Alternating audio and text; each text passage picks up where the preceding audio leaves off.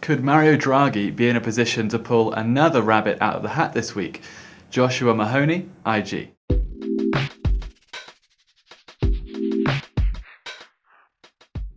Starting with China, they have seen house prices increase again today, though IMF chief Christine Lagarde said that the level of anxiety surrounding Beijing's slowdown has been relaxed.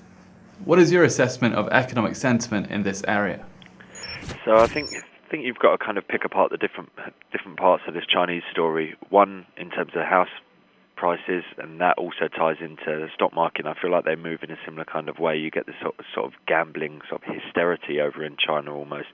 Certain markets don't really take on the kind of sort of role that you would see in a more developed economy like the UK. I guess obviously we've seen quite significant house prices rises, but we've not necessarily seen anything like what they've seen in China. So I think you can separate the house price story and the stock market story from the economy itself. The economy itself actually has been showing some signs of coming back from the brink. Certainly GDP continues to tick lower, but last week we saw a number of pretty good readings out of China, in particular the exports number, which was really good. Imports, not so great, still in negative territory, but certainly an improvement on the previous month. But that's one of course, the mainstays in their economy. Another part that they're trying to gear towards is the whole consumer side. Retail sales also ticked higher, so that sort of ticked that box. Okay, well, this week sees Germany release its ZEW economic sentiment data, which is expected to rise significantly. Berlin's finance minister has clashed with his counterpart at the ECB as well, as Schäuble warned that Germany cannot save the world's economy. What are you expecting to see this week from both Germany and the ECB?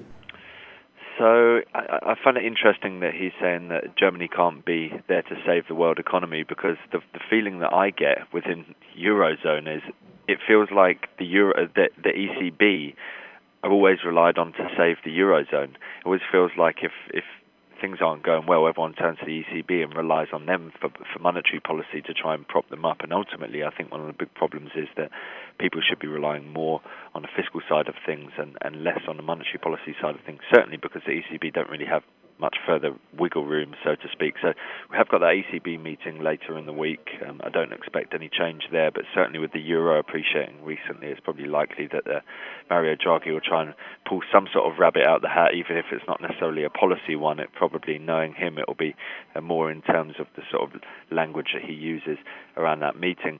In terms of the ZEW economic sentiment number out of Germany, it is expected to rise quite significantly. It's almost double that people are expecting, up to 8.2, but it's worth bearing in mind that historically this is pretty low anyway. 2015 we only saw 1 month out of the 12 that was actually less than that 8.2, so really it's at a low ebb at the moment. We've got obviously the worries over oil prices and what that can be doing to sort of economic activity, and then recently we've been seeing quite significant euro strength, which of course is not necessarily good for a major exporter like Germany. And lastly for today, are there any other potential market movers that you'll be looking out for this week? Yeah, so apart from the Eurozone releases, of which there are quite a few, we've got the UK jobs report on Wednesday, which is, I guess the UK jobs market's actually been relatively consistent, and we don't think that there's going to be much change from that. We do think that it's going to continue to push and go from strength to strength.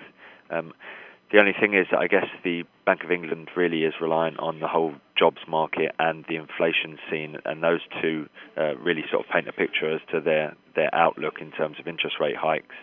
Inflation started seemingly turning a corner and started to rise, so certainly if we get the jobs market continue to perform relatively consistently, then that should really bring forward expectations for a rate hike, which have been pushed out quite significantly. Thank you, Joshua. Be sure to check back to see how these market movers develop throughout the week, and check back with Louise Macaulay for our wrap-up show on Friday. Bye for now.